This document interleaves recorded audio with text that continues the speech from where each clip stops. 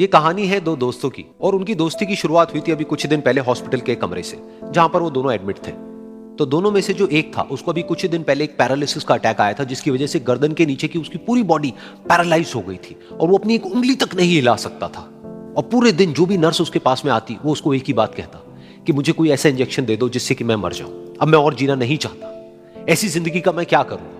तो उसका जो दोस्त था उस कमरे में, क्योंकि वो चल फिर सकता था, तो रोज सुबह और रोज शाम को उस कमरे में एक खिड़की थी, उसके पास में जाकर के खड़ा हो जाता और अपने दोस्त को बताता कि उस खिड़की के बाहर क्या चल रहा है।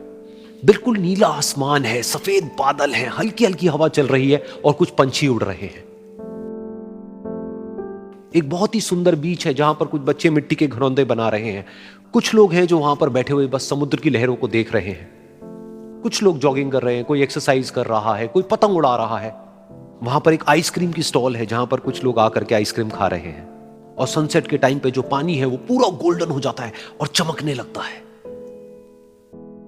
तो शुरू में तो जब उसने वो सब बताना शुरू किया तो उसके दोस्त के ऊपर ज्यादा असर नहीं हुआ, लेकिन धीरे धीरे उसके अंदर जीने की चाह जागने लगी। अब वो सुबह का इंतजार करने लगा कि जल्दी से सुबह हो और मेरा दोस्त मुझे बताए कि आज यहां पर क्या हो रहा है। कुछ दिन तक ऐसे ही चलता रहा। फिर एक दिन जब वो सुबह उठा तो उसने देखा कि सामने वाला बेड खाली है। फिर उसने नर्स को बुलाया और उससे पूछा कि क्या वो डिस्चार्ज हो गया है। तो नर्स ने कहा कि आपको तो उन्होंने बताया होगा, उनके पास कुछ ही दिन बाकी थे और कल रात को ही उनकी डेथ हो गई है। ये सुन करके उसके अंदर की उम्मीद पूरी तरह से टूट गई, क्योंकि सिर्फ उसका दोस्त ही था जिसने उसको बाहर की दुनिया से जोड़ा हुआ था, जिसकी वजह से वो जान पाता था कि बाहर क्या हो रहा है और ये दुनिया कितनी खूबसूरत है।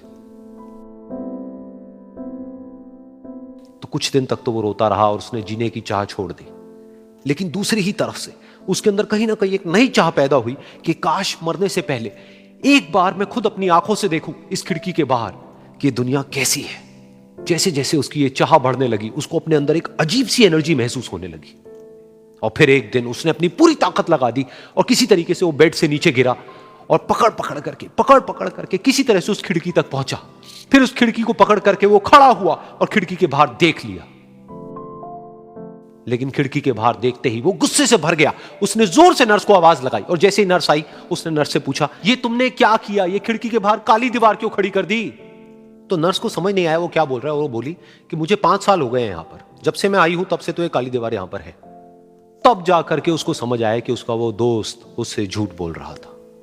और उसने नर्स से पूछा, अगर ये काली दीवार पिछले 5 साल से यहां पर है तो मेरे दोस्त ने मुझसे झूठ क्यों कहा। तो नर्स थोड़ा सा मुस्कुराई और बोली कि मैं ये तो नहीं जानती कि उन्होंने आपसे झूठ क्यों कहा, लेकिन मैं इतना जरूर जानती हूं कि जो भी कुछ उन्होंने आपसे कहा उसी वजह से आप अभी अपने पैरों पर खड़े हैं।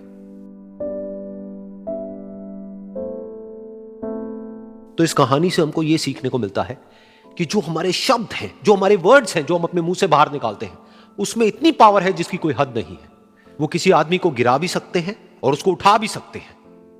तो अब आपके ऊपर है कि आप अपनी इस पावर को यूज करते हो या मिस यूज करते हो।